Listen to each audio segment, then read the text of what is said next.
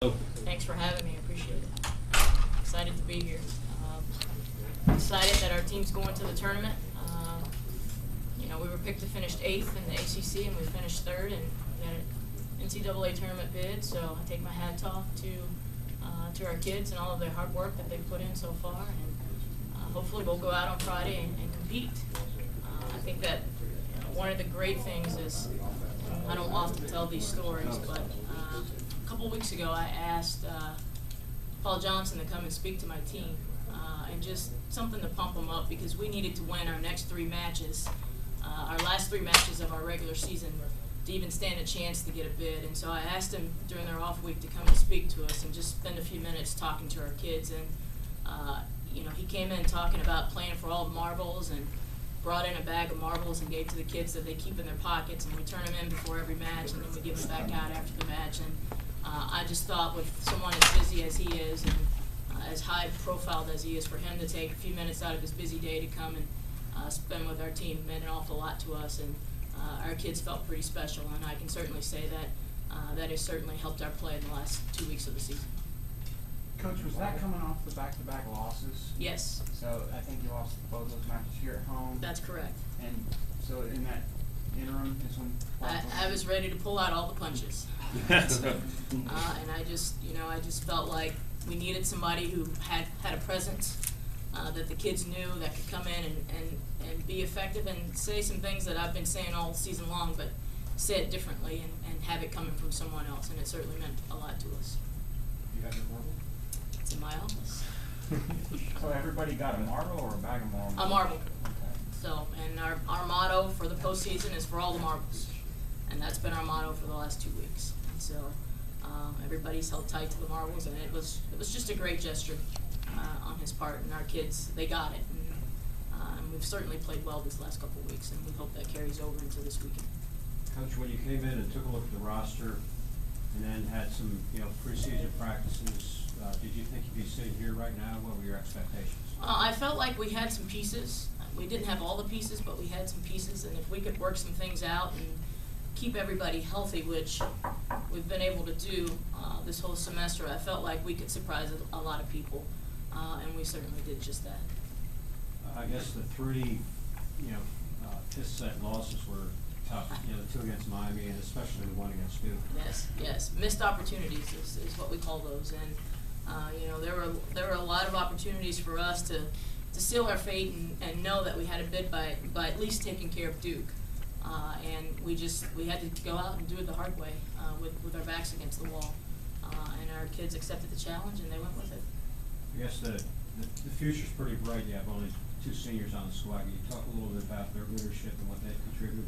Brittany Roderick and Chrissy DeMichaelis have been a huge part of this program for the last 4 years, and I'm just excited that they get to go out on a high note.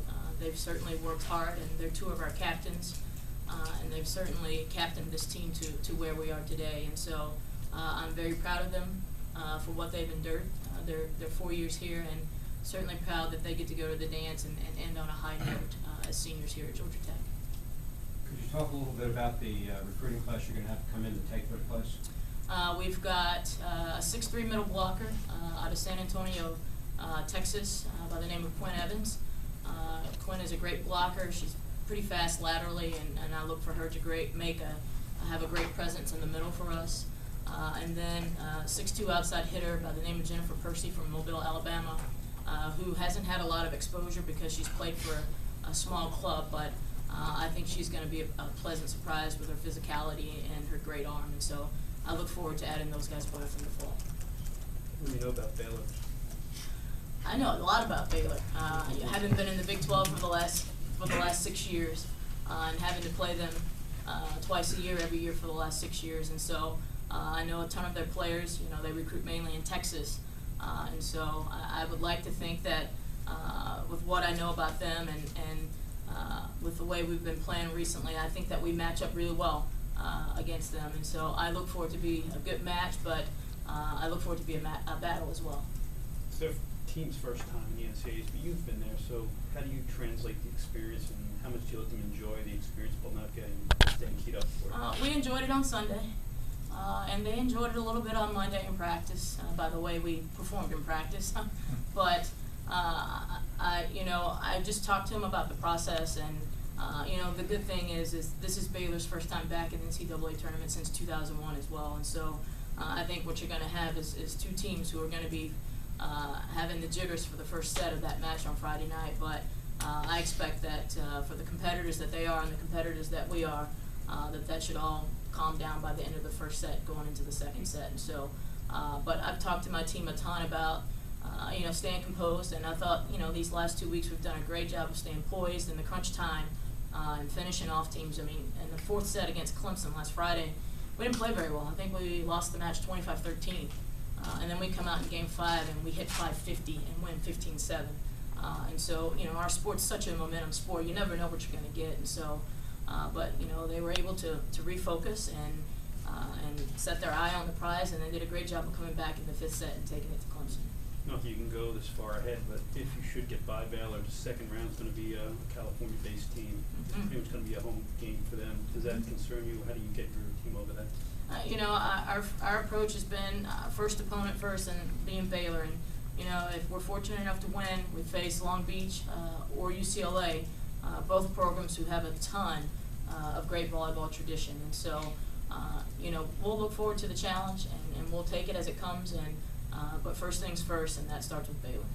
What was your best experience playing in the NCAAs? My best experience? Your favorite experience in the NCAAs? Going to the Final Four as a player. There are very few people in this world who experience a feeling like that, and knowing the feeling of what it's like to go to the Final Four and cherish that with your teammates, and to be able to talk about that for a long time and share that with the kids that you're coaching, and then to be able to go to the Final Four as a coach and be able to relate that experience to your kids as well. And so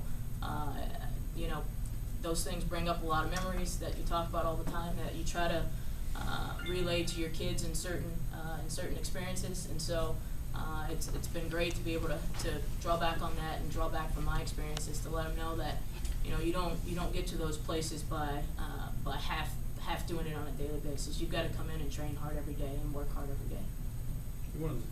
You beat Florida State this year. Is that something that you can take, the team can take going into the NCAA? Absolutely, and it's one of this team's playing with a lot of confidence right now, and I think most importantly, they feel like we can compete with anybody. We've just got to take care of business and take care of the ball on our side of the net to be able to be successful. Anything else? Thanks, guys. Thanks, appreciate it.